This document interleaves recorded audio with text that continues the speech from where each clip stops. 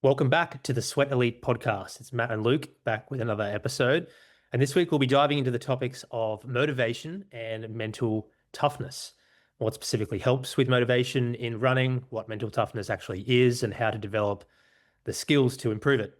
Over on the Shareholders Club, our private podcast feed for financial supporters of the brand, we'll have Luke back as he resumes training with just 8 weeks until the Houston Half Marathon. He just took a short down period, so we'll hear about his return to running. Also got 13 weeks until the Osaka Marathon.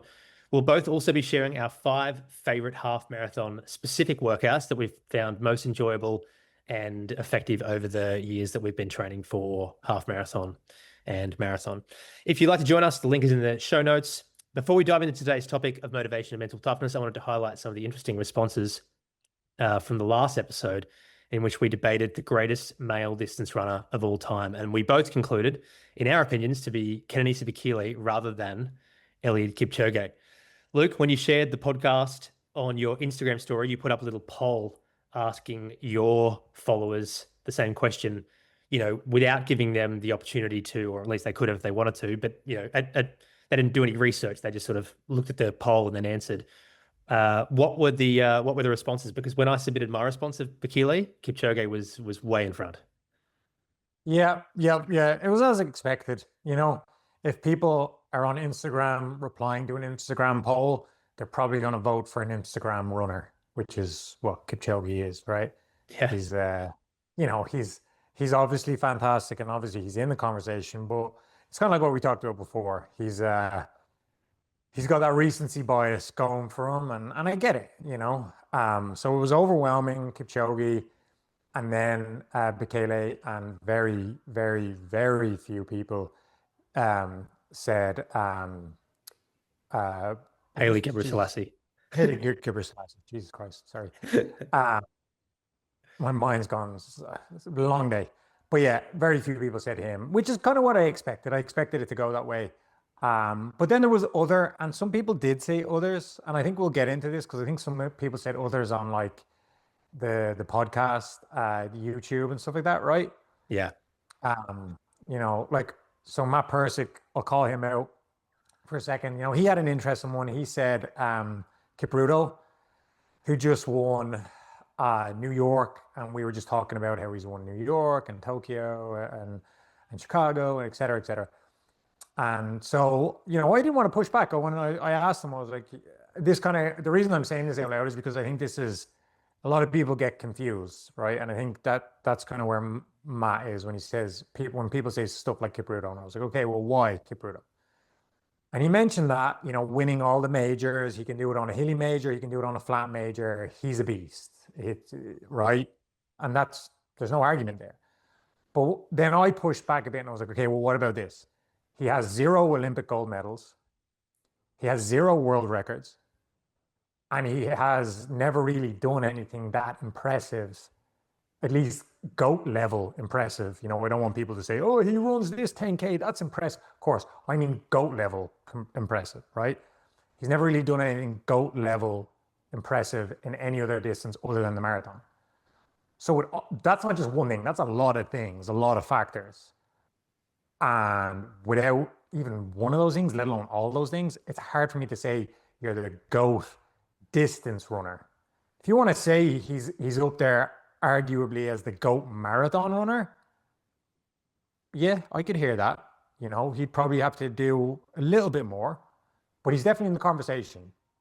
But GOAT distance runner, no way. That's not even in the conversation. Yeah. Not even in the conversation. And I think that's important to know because some people said stuff, I think I saw in the YouTube comments someone talking about did someone say Rudisha?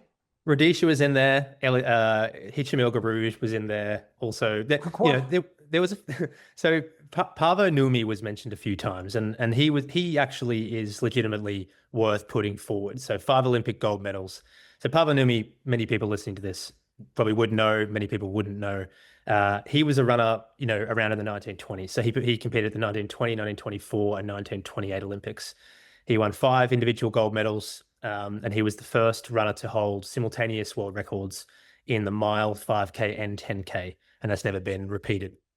The other one that was put forward that I think was valid was Emil Zatopek. So 4 Olympic gold medals, 1948 and 1952. He actually won. Many people would know this. He actually won 3 gold medals in the same Olympics, in the 5K, 10K, and the marathon in 1952. And he sort of revolutionized training and sort of was a bit of a leader and a pioneer in the context of understanding what really works when it comes to distance running training, specifically around the 5K and 10K. But yeah, the people that put forward Radisha and El Garouge and Ron Clark, I think this is what you were getting at. Like, those guys were very, very good at their specific events. So El Garouge, 1500, still holds the world record to this day, which is very impressive. That's over 25 years old. David Radisha, 800 meter, double, 2-time Olympic gold medalist. He still holds the 800 world record to this day. But these guys don't have a range of distances, right? They also, they don't have, like Kipchoge, like Bekele, they haven't competed well over the span of all the distance running events. They didn't go up to the, in El Garouge's case, he did win Olympic gold in the 5K, but he didn't run anywhere near the world record. So we're really looking at, the whole spectrum of distance running from really, we could say 800 meters here, given that Radisha was put forward through to the marathon. And yeah, that win score tally is the thing that we really place a lot of weighting on. And when it comes to, the 5K, 10K and marathon, there's just so many more events that you can score those points in, right? Like, every year there's so many major marathons that you can score those winning points at. Whereas in the 800 and 1500, it's a bit trickier for those guys because they've only really got that one time every year to get those winning scores, the world champs or the Olympics. So yeah. Anyway. Excellent. Yeah. And I mean, back in the case of Emil Zatopek and Paavo Nurmi, these guys were around obviously in the 20s and the 50s. There wasn't even world marathon majors around then. Like, Boston Marathon was around, but all the other majors didn't kick off until the 70s. And World Cross Country Championships, for example, they didn't start until 1973. So those guys didn't have much of a chance to really to poll well. So it's a tricky one to compare guys back in the 20s and the 50s with guys in the 2000s and 2010s, 2020s, because there's just so many more events to score these points out. So yeah, it's a hard one to compare. Yeah. Yep. Yeah. There was yeah. So our favorite comment was, it's a surprise that these two hatchlings didn't even mention the greatest long distance runner, Paavo Nurmi. To claim he never ran a marathon isn't entirely accurate. He set a record time in a 25-mile race. Furthermore, he held the 1 hour run record for a long time, was virtually unbeaten in cross country for nearly 2 decades, and also won arguably the toughest Olympic event ever held. I'm unsure why he was omitted, perhaps due to his lack of official marathon races. That is it. That's one of the reasons. However, as you noted, the question was about long distance running. Maybe it's because he competed in the area of flip-flop running, but even so, it would be very hard to convince me that he isn't the GOAT. Yeah, there's a lot of good comments in the YouTube channel. So yeah, we really appreciate that. What's a hatchling? I guess someone young, new to the sport, that wasn't around paying attention to the Okay. to the sport, decades ago. Yeah. Okay. That's the only thing I took from that. What the heck is that hatchling? I'm gonna call it hatching. But yeah, I mean, look, exactly. I think I don't know how to say this without. No, I think I can say this without coming across kind of like I get why people say stuff like that, because it's coming from a place of why it is coming from a similar place. When you mention people like Paavo Nurmi, it's coming from a similar place of you and I arguing why Bekele is better than Kipchoge, because it's like, hey, don't get so caught up on the fancy Instagram stuff that's been happening the last 5 or 10 years. Don't get so caught up on these fancy events and blah, blah, blah, blah, blah. And so I think it's coming from the same place, right? But just a way more nuanced, with a way more nuanced runner that's been doing it a much longer time ago. So I get it. But when you're talking about stuff like that, like this guy, Potat 2188, is actually even arguing against his point in his point. Do you know what I mean? Because he's kind of saying, like, to say he hasn't run a marathon isn't entirely accurate. He set a record time in a 25-mile race. You've literally just said there, like that, like a marathon's 26.2 miles, you can't, I get what you're saying. I get what you're trying to say, but you cannot include someone in the GOAT argument when they're doing things that are just so different. You can talk about them though in a different sense. You can talk about like, okay, this guy might not be the GOAT, but he's definitely a pioneer, Mm. right? He's definitely someone that needs to be talked about more, and and for these reasons, because he is a pioneer, because he did all this, he did that, and I get that. But you can't argue that he's the GOAT. Like you just can't. Like you what it's apples to oranges, that sort of way. And it's like, and that's especially after you quite clearly set out kind of the parameters. It's like this is what we're looking at. We're looking at because again, you got to remember for those listening, we are not the GOAT committee. What Matt and I say is not the be all, and this is just our opinions. Yeah. And you're of course entitled to argue against opinions. But as part of our opinion, like Matt's parameters were Olympic goals, versatility, world records, winnability, like winning points, and one or two things that I might have missed. And so when you mention guys like Pablo Nurmi, you mentioned guys like Rudisha, you mentioned like those guys clearly do not fit those parameters. Mm-hmm. Yep. Well said. Moving on to the topic of the day, motivation and mental toughness in running. So yeah, this is a fascinating topic, and yeah, they're both quite different things too, obviously. Like developing motivation to get out the door and train.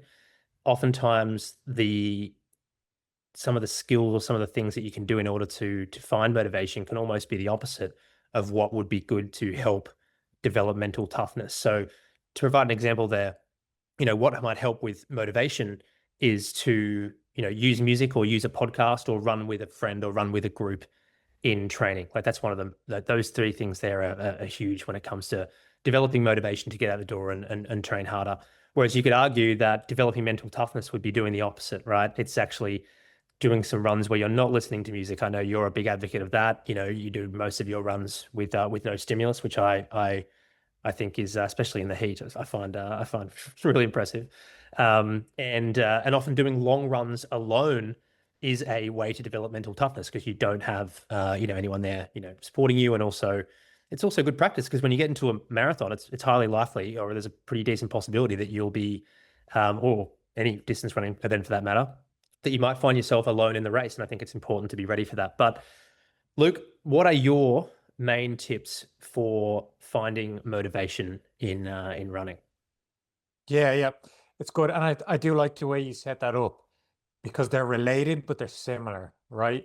And I think it's good that we talk about motivation before mental toughness because I think you need to really try to hone in on your motivation before you can get mentally tough. That's my opinion. Oh yeah. And so and so the way I would break up motivation, how to find motivation is right, that's just a why, right? Specifically why. Why am I doing this? And I would break it up into kind of three whys. There's like a surface level why, there's a deeper why, and then there's a core why. And so to break that up, so that would be your three whys, my three whys anyway. So the surface level why for me would be like just these surface level goals, right? I want a PR. I want to run Boston, qualify for Boston. I want to break 225. I want to do this. I want to do that, right? And that's just surface level. Like those are important. Of course, they're important for to get these clear goals, your precision. You need that. You need these steps, right? But that's the surface. That's what you need at the very surface. Then you get into the deeper why, the deeper purpose, right? And that has to do with things like your identity, uh, discipline, control, stuff like that. And that again can be multi-layered. And the way I would look at that is it first comes with finding structure and discipline in that deeper why. So, and those can be small steps to find that motivation, right? So I have a big long run. I will find motivation by like this cool speed suit. Like this is actually like a legit story. Got this badass speed suit, Nike speed suit, and because it's a Nike speed suit, it's for like 5Ks and stuff, so it doesn't have pockets. I literally brought that to a tailor, and I had them sew on pockets for like gels and stuff. And like that gives me motivation. I have that there now. I'm like, man, I cannot wait to rip a long run in this cool new speed suit and whatever. So I like lay it out for this one specific big long run, and that'll give me some motivation there, or and things like that. And it just comes with all these small steps. And then you can go even deeper in your training, right? In terms of how you can take that motivation and then move forward. So if you want to break up, say, your speed block to have certain things to look forward to, like I did, you can start off, okay, these next few weeks is going to be 5K specific, So then you've got that motivation. It's like these next few weeks, I'm going to nail these 5K specific workouts, and I'm going to get my time down from 18 minutes down to 17:30, or down from 15 minutes down to whatever. That's a new motivation, and do that in blocks, bite-sized chunks. After I've nailed that as best I can, then it's going to be a double threshold block, and I'm going to nail these workouts, and then you have something new, something fresh to look forward to. But it's still important, and it's still structured.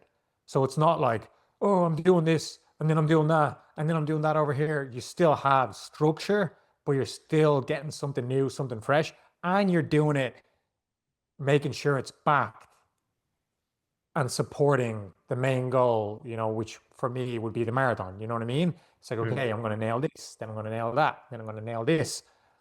And then that goes to my next point. So you have these micro blocks, these bite-sized chunks, things to keep you motivated, things to keep you happy, things to look forward to. But then that would take you to kind of motivation in the data, right?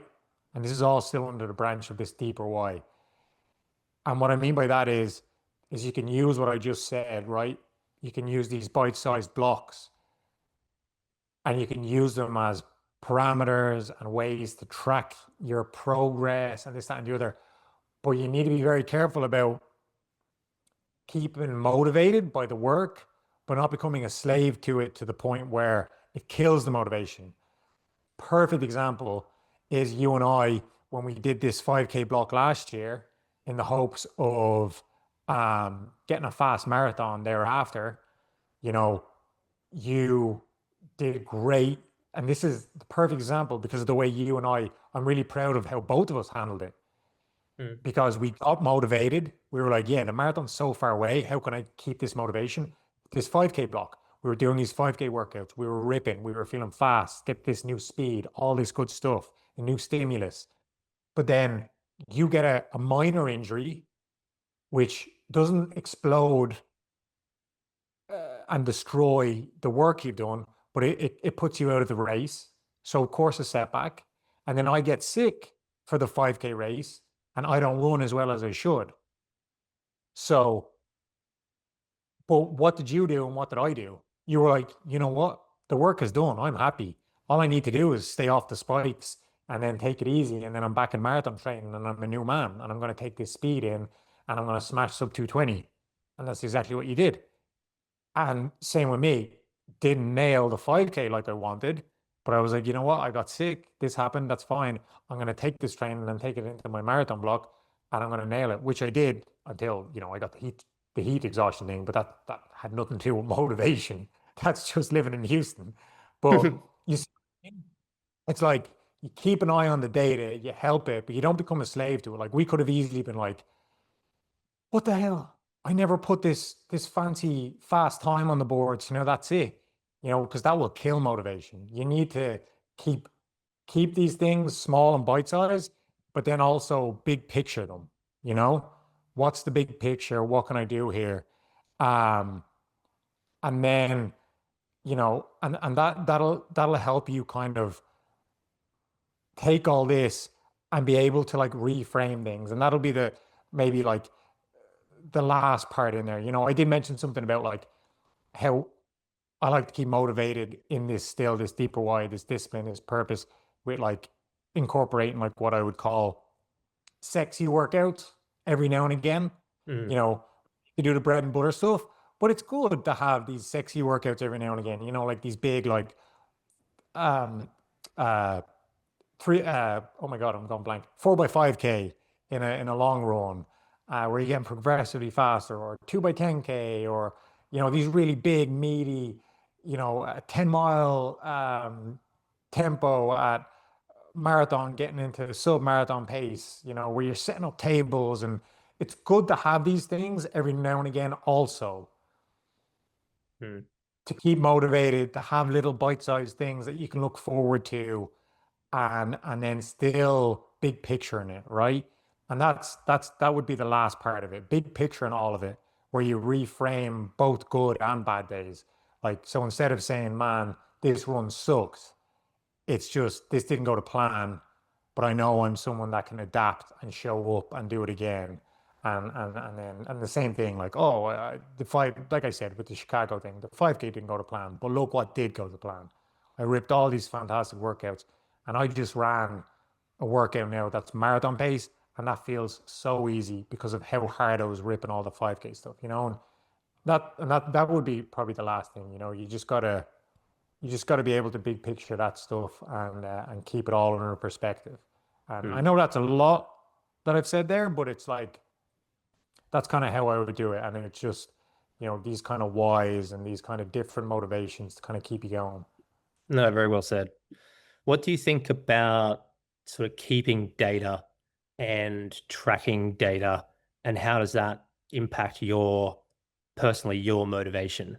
Do you find it motivating to track data and to try and make sure that you're always improving upon certain metrics within, like times and splits and stuff? Or are you someone that sort of, in your mind, like, maybe a better way to put it is, which aspects of data help you with motivation? Are you someone that likes to sort of aim for a certain weekly volume and see that go up and chase that? Or are you, yeah, how do you view data and motivation? Yeah, I think, yeah, I look at data the same way I look at anything new, whether it's social media or this, that, and the other. Like, it's so easy to take these things and criticize. But I think it's only easy to do that if you're not using it in the right way and you don't already have that kind of discipline. And I think I'm pretty disciplined about it. Like, am I perfect? No, of course not. Like, do I get workouts where I'm supposed to hit, 525 a mile, but instead it's 535 and I get a bit down on myself? Of course, absolutely. I'm not saying that. But I have gotten to a place where, and I think this is important, you can use the data and not be so bummed out. And that's what I'm talking about, reframing the bad days. Like, it's way more valuable to use the data and to not, and to use it in a way where you're seeing that progress. Like, so often, right now, perfect example, when I'm going through this heat exhaustion thing and coming back, I'm using the data that I'd previously gone through to get back to where I was. I look at when this happened last year, and I'm like, okay, what kind of runs did I do? Because I know I bounced back and I ran 2, 3 PBs in the months thereafter. So Mhm. what did I do to get there? And I wouldn't know specifically what I did without the data. And the same with the year before. What did I do? Oh, I did this. Oh, but then I ran. I remember the year when this happened in 2023, 2024. I didn't bounce back the same way that I did last year. And why not? And I was able to analyze it and look. I'm like, oh, I ran the Houston Marathon. I ran a marathon when I shouldn't have. I remember thinking I should have run the half that year, and I didn't. I ran the marathon. I blew up at 30K, dug myself in a bit of a hole that I knew I wouldn't have if I had to run a half instead. And so then I look at it and I adapt. What did I do this past year? I ran a half instead. Ran a pretty damn good race, ran a PB, and then PB in Osaka. Again, wouldn't be able to, of course, I'd be able to, but it's a lot better to know that I can look at this very specific data and adjust and adapt. And it's just like that with everything, like, to be able to track it in a way that, of course, it's good to go in the weeds every now and again, but it's always better to big picture this stuff. Like, Mhm. here's a really good block versus here's a bad block. And being able to analyze both of them. Like, I don't just ignore the bad blocks. I don't look at, like, London didn't go very well, for example, for me. I often look at that London build and think, like, oh, what did I do wrong here? Like, what could I have changed? And then I change it. I think that's just as important. And again, data, because the data is there, because I kept the data, because I tracked the data. And so I look at it more like that and look at workouts that I like, workouts that I don't like, how I've done in the past, am I progressing? And it's way more valuable than not, than being someone that's like I get it, it's cool to be like, oh, I don't run with a watch and I do this and I do like I get it, it's cool, but it's like it's way more valuable if you can use it in the sense in the way that I'm saying and analyze it in a big picture way where you can look look at the good things you did and try to emulate it, and then look at the bad things you did and try to change it. Yeah, well said. Yeah, some more bullet point tips that I thought of in preparation for this, and these are about not well, not quite of the mental toughness part. This is about motivation and what can help you sort of get out the door, get training done, be excited about training, and complete the training. A very very basic one that I've had to use on occasion, especially on the double runs that I've planned for myself in marathon training blocks, is the 10-minute rule, 10-minute strategy. Sorry. So yeah, sometimes I'm just really not interested in doing a second run. I know I should do it in order to anyone that's listened to me talk for long enough knows I don't tend to shoot for a specific mileage goal, but if I'm trying to build volume, getting close to a marathon, getting out the door and just running for 10 minutes and agreeing with yourself to be able to turn around and just do a 10-minute run, because you always feel much better once you've gotten started and once you're 10 minutes into the run.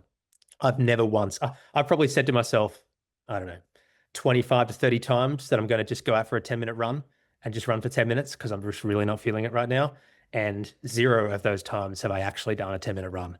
I've always gone on to run 30, 40, or 45 minutes. Um, Also, just breaking down the run or workout, it could be a training session, into sort of smaller chunks and really reevaluate at every milestone. Like, can I continue on through this? I think that's a really simple one. So if you've got a 60-minute run planned, this is just if you're just getting started and you're trying to figure out a way to sort of mentally get through a run when you're really not feeling it. Break it down into sort of 4 by 15-minute chunks, and even feel okay with taking a short break after each 15-minute block for, say, 1 minute. That's just a way to be able to get through a run when you're really not feeling it. Personally, for me, this is one that I'd like to hear your opinion on. I've asked a lot of people this over the years. Do they find it easier mentally to do an out and back run or a loop run? I personally find it way easier mentally to do a run out and back. I know you do. You tend to do a very similar run from home. Your Strava graph is often the same. But for me personally, a run to a spot, a destination, and basically running the same route back just feels shorter for me, because as soon as I've turned around, I know every single step I'm taking is I'm getting closer to the end point. But then again, Angus, videographer that we had on that produced a whole lot of content on the YouTube channel, he was the total opposite. He was like, I can't stand out and back runs. It's so much easier mentally to get through a loop. I think about it completely differently. How do you think about out and back runs or loop runs, or does it matter to you? No, it does. Yeah, absolutely. So I think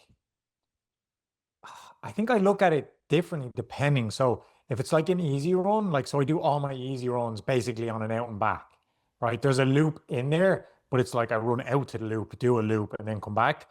And so I think for those runs, it's definitely easier to do out and back, especially for all the reasons you're saying, like the 10-minute rule, the this, that. Because of course, so many mornings, I'm getting up at, 5 in the morning, it's dark out, you're pissing sweat when you walk out the door. Like, none of that is conducive with high motivation. And so you get further and further away from home, and then of course you know the route. And then once you hit that spot where you're going home, it's the same way. It's like, boom, I did it. The run's over in my mind. All I'm doing is just going home. I'm just going home now. I'm just going home. It's like that's it. I've given up. Like, it's over. The run's over. And so that's all you're doing. Versus a workout, though, I think a workout is different for me. I prefer a loop for a workout, I think, Mhm. because then I can split it up again, piggybacking on more of your ideas. It's like, okay, perfect example. We did so many tempos during the Chicago build that all went really well. They started off 4 mile tempos, then 5 mile tempos, then 10K tempos. And the loop that we would do it on is like a 2K loop, 1.2 miles almost. And I knew exactly like for 4 miles. So it has it, sorry, it's a 2K loop, but then you can cut through the middle of it and make it a 1K loop if you want also. So I knew like, okay, 4 miles, it's just like 3.5 laps. That's all it is. That's all it is.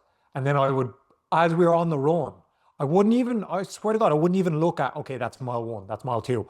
I was just thinking loops. That's one loop. That's it. I've only got, I, I, say if it was the 3.5 loops, it was like, oh, I did one loop. All I have left is two loops because you don't even include the small loop, you know? Mm. And then it's like, oh, I did the second loop. That's it. I only have one loop to go, And then, and you break it up that way. And I swear to God, I do all that stuff all the time on my workouts and everything, even when it's not hard. Like even when you're absolutely or like I'm absolutely crushing it and I feel great, I'm still breaking it up like that. Like, okay, I only have this left. Or if it's like you go to the track again, because it's like I'm talking about loops, and it's like you're doing 2K repeats. So it's five laps at a track, right? I remember when I did a big, it was like 5x2K or whatever, I would break it up. I'd be like, okay, first lap doesn't count. You're just getting going. Second lap is hard. Third lap, okay, that's it. You're basically on the last lap. And then the fourth lap is the last lap because the actual last lap doesn't count. And it's like, Mm. oh, I'll break it up like that. And it's so yeah, out and back for the easy runs, mentally for those reasons, and loops for workouts for those silly reasons. And I think yeah, just breaking it up like that for me always helped. Mm. Another one that I thought of, very simple, treat yourself to a new pair of shoes. Always helps a bit with the motivation, just with, a bit of added comfort. Um, Oftentimes we sort of lose track of how much we're running in one particular pair of shoes. And before you know it, you've run 600, 700 miles or 1,000K and you're not, you're unaware of why you feel so rubbish in your easy runs. No, you don't fall trap to I've that. never I've never had that problem in my entire life because I do that all the time. I am often buying brand new shoes. That's one thing I will highly recommend to anyone. Always treat yourself to those shoes. Yeah. Um, and the gear. It helps with gear. Like I said about the speed suit and stuff. Feels Yeah. good. You're looking forward to running a new singlet or a new pair of shorts or whatever. Treat yourself. Yeah. Yeah. I mentioned this in the beginning. Listen to a podcast, audiobook, or music in training definitely helps me when I'm struggling a little bit with motivation. Find a good playlist that you'll enjoy running to. I think one of the biggest ones for me is the next point personally, and I think a lot of people would agree with this, and it's sign up for a race and give yourself a deadline to be fit for. Many people listening to this would already have a race planned in the next few months, but if you don't and you're wondering why motivation is difficult, I think just picking a race, it can even be a park run, a 5K park run. That's not quite as powerful because you don't have to sign up for that. You can easily pike on that. Whereas an actual race that you've paid for and you've entered and you've got that entry for and you're on the start list. I think that's pretty powerful because you've got that firm deadline. That's when you've got to be fit for it. It definitely helps with motivation for me. I'll never forget during 2020 in COVID when all the races were cancelled. Man, like a lot of people, including myself, had a very difficult time with training and training consistently. So, hopefully, fingers crossed, a situation like that never happens again when there's very few races on. But that's one way that's I think is really helpful with boosting motivation. And in addition to that, if you have the balls to do so, make it public that you're doing this race and put a goal out there on your Strava or on your Instagram. I do that all the time. I think some people won't feel comfortable doing that, but it's not a bad idea. Just mention on Strava in one of your comments on one of your logs that your goal is to run XYZ in this race, and I think that will hold you accountable as well, knowing that at least some people might have noticed that and might follow up on that. Yeah. Yeah, to piggyback on that last one, um, I think a lot of people would be hesitant to do it, and I get why.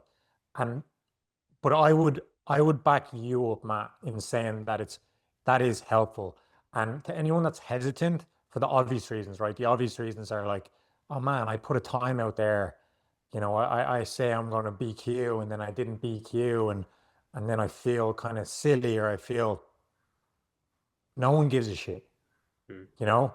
No one gives a shit. if you don't BQ, the only people that actually give a shit are the people that care about you. They're the only people that actually give a shit. And that's a good thing to have the people, because then all those people will be there knowing you had this goal, you had this in mind, you tried and you didn't succeed. And the only people that give a shit will be people that care about you, and they'll reach out to you, and they'll be the ones that you can lean on, that you can go to, that you can feel good about not achieving the goal, but they'll make you feel so much better about, like, yeah, you didn't make it, but man, you should be so proud of yourself. You did this, you did that. And then, kind of refocusing that. And and chances are those people might not have been there for you, because even though they care about you, like if you're not sharing it with them, like how are they gonna know? And so, it's way better to share that stuff, because if there's anyone that does give you a hard time for that stuff, like, oh man, you said you were going to BQ and you didn't, what the hell, blah, blah, like, who gives a shit about opinions of people like that? That's a weird, there's people out there that are like that, and they're weird people, and, that shouldn't bother you. There's going to be way more people that either just don't give a shit. And so if they don't give a shit, then who cares? You put it out there and it didn't happen. And if they do give a shit, it's because they give a shit about you, and they're going to be there for you. They're going to support you in your wins and your losses. And so, yeah, I definitely, I just wanted to piggyback on that last point, because I think it is good. I would second what you're saying. It's good to put that stuff out there, and have, for lack of a better term, like a community of people to help you get to that Mhm. goal. Yep. Yeah, I mean, my second last point here is essentially linking up with that. It's organized, running with a friend or with a training group, plenty out there, and that definitely helps with motivation, especially if the training group, all training groups train at a specific destination at times. That will help you get there and get started. And the last one's just experiment with different nutrition that might work for you. So there's supplements that can help with this. Caffeine's, one of the, you call it a supplement, one of the biggest ones, with taking it at the right time just before you run. There's another one that I've experimented with that I think helps a little bit. I'm not sure if it helps with motivation, but it helps more with just like feeling like you're in a mental state to sort of push hard. And it's a supplement called Rhodiola roseo. It was mentioned on Andrew Huberman's podcast. I found that useful. And then also you're a fan of fasted runs, for example, right? You feel better in the morning running fasted. So just experimenting with different ways. I go through phases of running fasted and phases of running with carbs beforehand, and both seem to work for me. But I think just experimenting with different things that might make you feel good and feel motivated to get out the door will help as well. Yeah. Yeah, absolutely. Yeah, that last point too. I find so much motivation in that. Like, and again, I need to caveat this. Like, I've said a lot of things that I find motivational, that I don't want to sound kind of reckless, because I know buying new shoes costs a lot of money. Buying a singlet, Yeah. buying all these things. Like, I get it. I get that. Like, it's not. It's a lot easier said than done. I don't want to be like, oh, you have to do this. I get that it's hard to, because running can be expensive. It's not supposed to be, but these last 10, 15 years has made it quite expensive if you want it to be. But no, I definitely find motivation in that. Like the example, the what's it, Numio, the broccoli Oh yeah. thing Yeah. that everyone's doing. It's all Just over bought some. Instagram. Yeah. Yeah, I just bought some, and I am buzzing for that. Like, I cannot wait to take that, and right there, that's a motivation for me. I can't wait to rip some of that 3 hours before a hard workout, and then rip the workout, and push the lactate, because it's supposed to help buffer the lactate and help do all this. And like, I have so much motivation now added because of that, because of the supplement. Awesome. Yeah, I haven't tried that either, but it seems to be mentioned in almost every professional athlete's content, whether it's in video or Yeah. audio or Instagram, or yeah, it's really come out of Yeah. nowhere. Nomio is what it's called. Most Nomio, sorry, I said Numio. Yeah. would have heard of it. Phil Sessamon, for example, he was pushing it on his Yep. videos. Yep. Yeah, Joe Klecker as well mentioned that he's been taking it. yeah. Yeah. Yeah. All right. Mental toughness to round up the podcast. Quite different to motivation, as I mentioned. Um, do you think it's a skill, or do you think it can be developed? Do you think it can be trained, or do you think people are just naturally born with mental toughness? Like, my opinion is that there's definitely a certain percentage of this aspect that you're born with and that you've just sort of you've developed over time in terms of just being having that ability to deal with hard things and deal with stress. But there's no doubt about it in my mind that you can train this aspect and get a lot better at it. What are your thoughts? 100%. I think I think agree with everything you said. I think there's both aspects, but if I had to lean one way or the other, I think it is way more of a skill set that you can train than, and the reason is just because of myself. Like, I think, I have a lot, I'm not trying to like big myself up or anything. I have a lot of things that I wish I could do better, but mental toughness is one, and like anyone that knows me, I know would say that about me. They'd say a lot of negative things about me, which is fine. But no, but one of the things I know pretty much anyone, especially anyone that I've played sports with, like any of my old soccer, like anyone, that'd be one of the first things that they would say that I'm mentally tough. And the reason I say it's a skill set about me specifically is because like when I grew up and like when I was a child and when like I was, I can remember I was I don't want to say like I was not a mentally tough child, let's say, it took a lot. And I think a big part of that for myself was taking a massive step at, 17, 18 and going over to a new country on my own and doing all these things and doing all these hard things. And I'll always remember that. I will always remember taking that massive step and being like, if I can do that, then I can do this. Mm. If I can do that, then I can do this, you know? And so often I think about that with lots of things, but especially that. And it's like like once you do something really, really tough and really hard, like that sticks with you. That's ingrained in you. And that's part of the skill set. You unlock something new and then you're like, that's it. I can push. Um, and so that would be my opinion on the whether it's a skill set versus, something innate, something you're born with. But I do have some other kind of specific points to get into that I think are important but I guess like before I get into that, like what do you think? What's your opinion on um skill set versus, whether it's innate, whether it's in you? 100%. I think there's certainly an element of it that's innate. Who knows what that percentage is? Um, and there's a huge aspect of it being able to be trained. I mean, similar to me, like when I was, in high school and out of high school, I really didn't like distance running at all. I liked playing AFL where, yeah, there's a different aspect of mental toughness in Australian football, but it's not. I used to really dread the long distance runs and the running training session. I hated grinding and feeling like doing something hard for a long period of time. I like the skill of Australian football, like the kicking, the handballing, the positions, the tactics, etc. Um, but I couldn't stand running. Yeah. And I couldn't stand, even though I was a swimmer in high school, I really didn't like it. I guess, to some extent, maybe one of the reasons why I didn't go far with it was because I struggled with that aspect of it.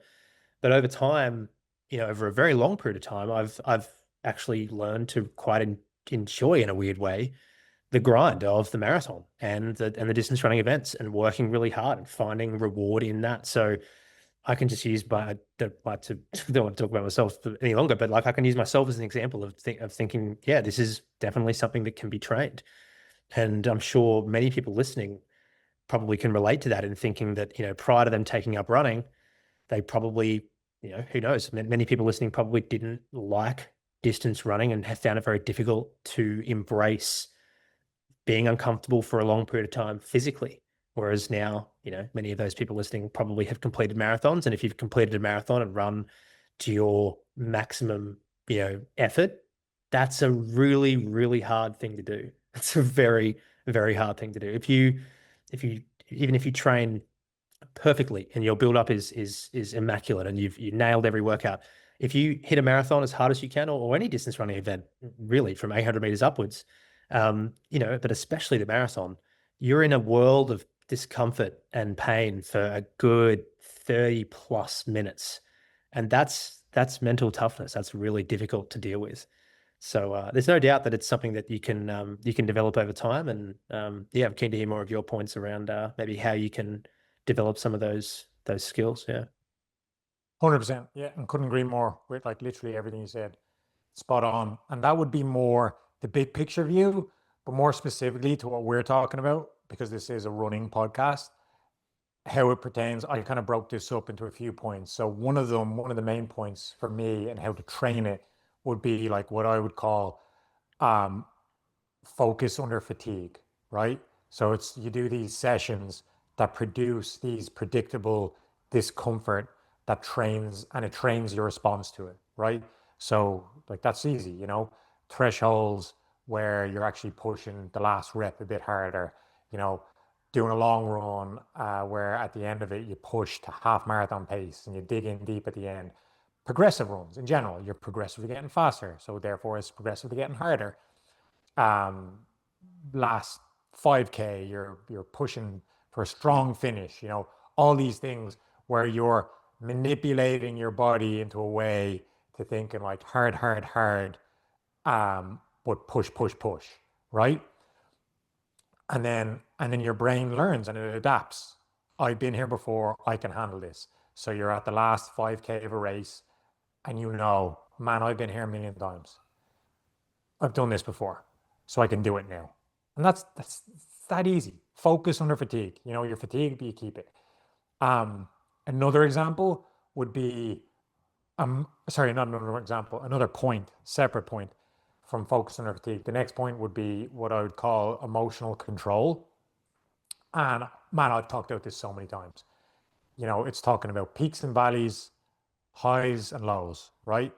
You're not catastrophizing when things get so bad when you're in the valley, but nor are you getting carried away when you're on top of the peak, right? You're trying your very best to be emotionally in control. And that is similar to what I talked about with the motivation before, but this is more training your brain. It's like, okay, I'm in a bad spot here. How can I get out of it? Control, relax, control the emotions. Don't freak out. Same thing where it's like, the difference. Same, like, look, what happened to me in Chicago?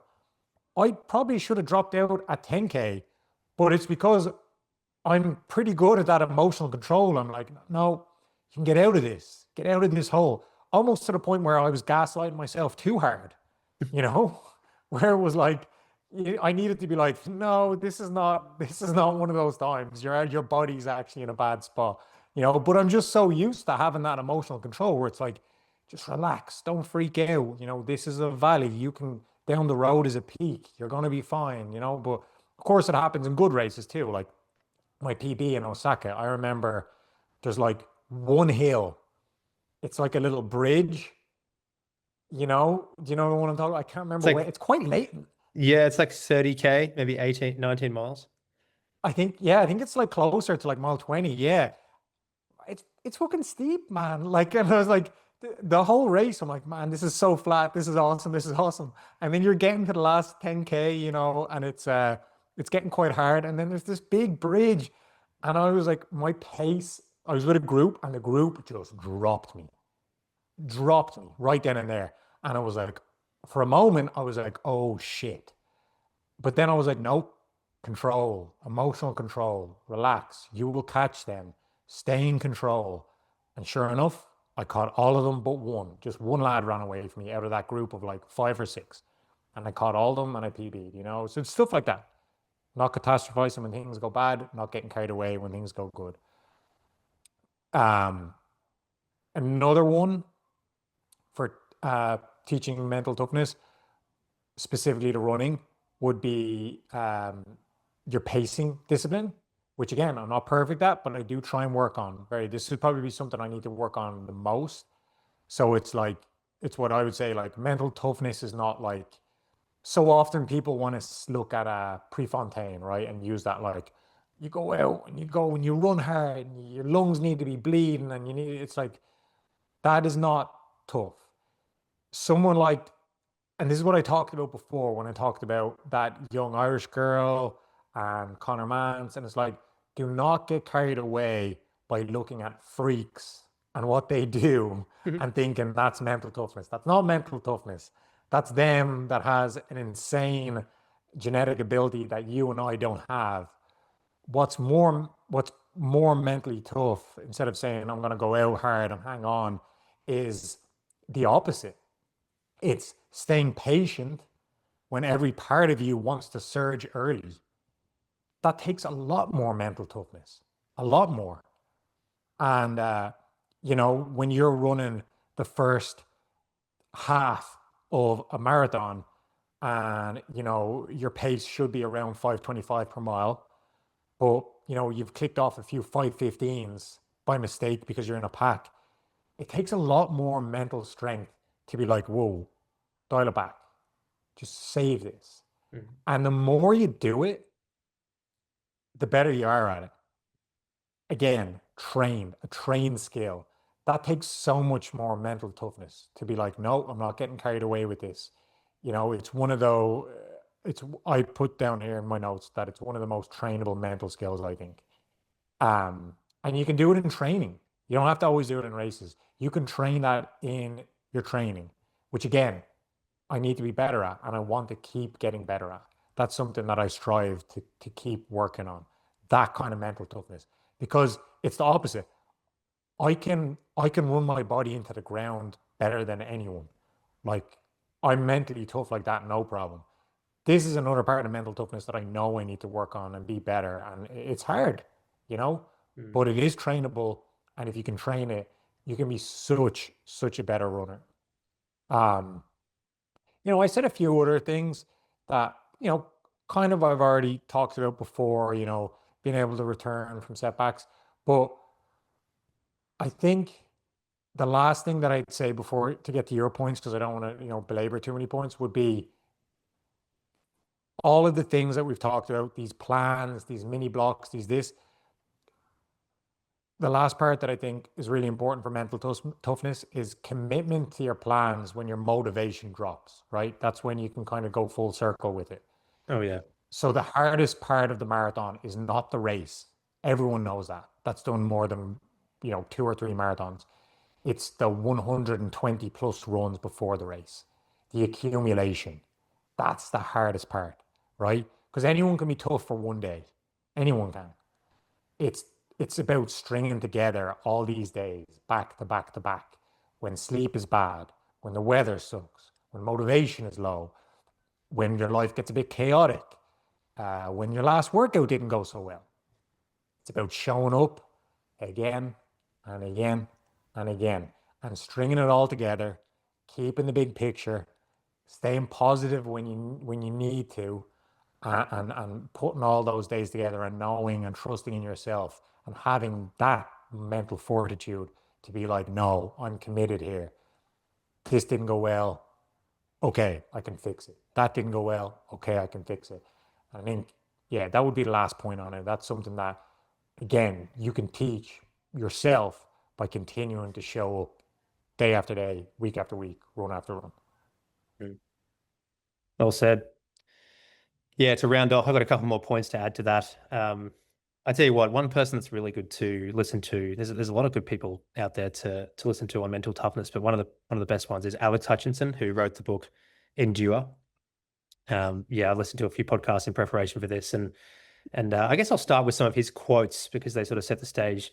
He mentions manipulating your self-belief is such a big deal. If you believe you're capable of something, it will change fundamentally the way you go about doing it, and it will change your experience of whether you think you're capable of doing it, and it will change your perception of effort. So that's all about, reframing it. And Alex goes on to sort of say all the time, when things get hard in a training session, your mind will begin to tell you, you're struggling, this is hard, this is difficult. Having that sort of ability to think, you know, reframe that idea in your mind and think to yourself, like, I'm here for a reason. I'm doing this because I want to improve, and I'm not going to die. I'm able to sustain this pace. I'm able to do this. And the more it's obvious, right? But the more you do that and the more you hold yourself, near that flame. Alex likes to use the term flame of that, that threshold, you could say, or that really hard effort.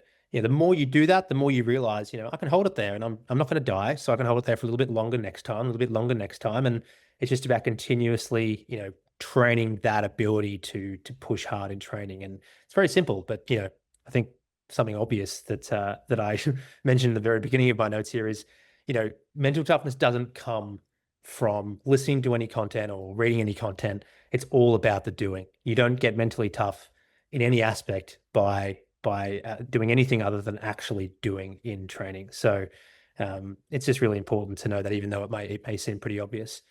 I think one I thing used that to, yeah, to that point's such a good point. It's in the doing. It was like around the time of, like, I want to say my senior year of college, when all this stuff started to really, like people writing these little uh, motivational quotes on their mirrors and this, that, and the other. And I always remember that's when it really kind of broke on the scene. And I remember one of the lads on our team, he would write stuff like that, like on his mirror and stuff. And I remember I took a pen on one of his things and I was like, you know, anyone that needs a motivational, I wrote this as his motivational quote. I was like, anyone that needs a motivational quote to get out the door, like, is never going to get out the door, basically. And I stuck that shit on his mirror. And I was like, hey, you don't need that shit. I was like, come on. And, like, I mean, that's just the point. Obviously, I was taking the piss with him, but like, that's the main point, right? that might help. It's That might like, help with motivation. it's the same thing. Motivation, mental toughness. It's like, of course, it's going to help with motivation, right? But in terms of the mental toughness and stuff, and that's, fine. But it's exactly that, You can read all these books and you can listen to as much David Goggins and this and that as you want, but it's the best thing, both, I think, actually, for motivation and mental toughness. It's exactly what you said. It's just in the doing. Just do it and keep doing it and keep showing up and keep stacking it. And then you won't need to listen to any of that shite or read any of those books, to be honest. But So I'm going to challenge you a little bit here in piggybacking off the back of the David Goggins introduction here. So he's got a quote that's become pretty well known online. When the oh, brain you're tells giving you me a that you're Goggins quote after I just said that. so I'm going to tell you though when to use the quote. When the Okay. brain tells you that you're done, your body is actually only 40% done. Now, that might be a bit exaggerated, but I quite like the idea of thinking about that quote when you're in the pain cave. Like when things are difficult, to think about that idea that your brain will tell you that you're done well before your body is actually done. And if you continuously tell yourself that in training, I don't know about the 40% thing, that might be a stretch, but very difficult to measure, of course, as The well. But I idea think is there. the Yeah. idea of it, yeah, yeah, I quite like the quote. The quote's not going to help you get out to, necessarily, build mental toughness, but I think holding that quote in your idea, or holding that thought in your mind when you're, you know, uncomfortable, I think can really help. 100%. I I think also, we're almost at the hour mark, so we'll wrap up. But I think running, I think it's Ryan Hall that has might be a book or a quote, "Run the mile you're in." I think that's pretty Yeah. powerful as well. Just being present, thinking to yourself, all I've got to do is get through this mile, just focus on getting to that next split, focus on getting to that next corner, focus on getting to that next mile marker. That really helps many people in the back half of races, and it really helps build mental toughness as well. Because if you get to that corner and you think to yourself, can I go to the next mile marker? Can I go to the next kilometer mark? And you keep doing that over and over again, you reflect back on that after the fact and go, man, like I kept going despite the fact that all I could think about at the time was getting to that next mile mark.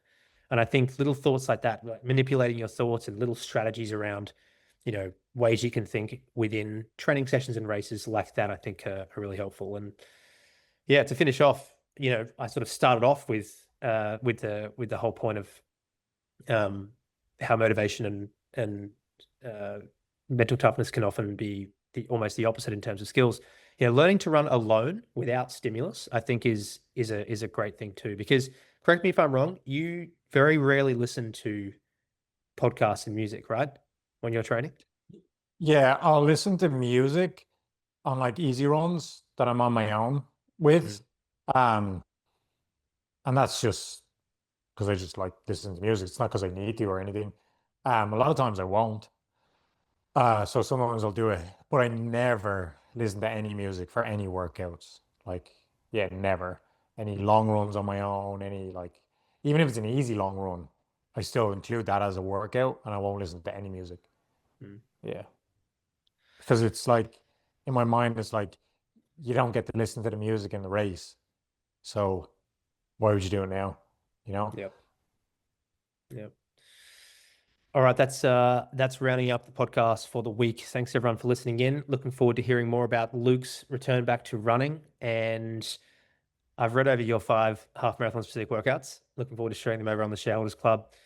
You are welcome to join us over there by hitting the link in the description of the YouTube video or the podcast. Thanks all for listening in. We'll be back next week for another episode of the Sweat Elite podcast.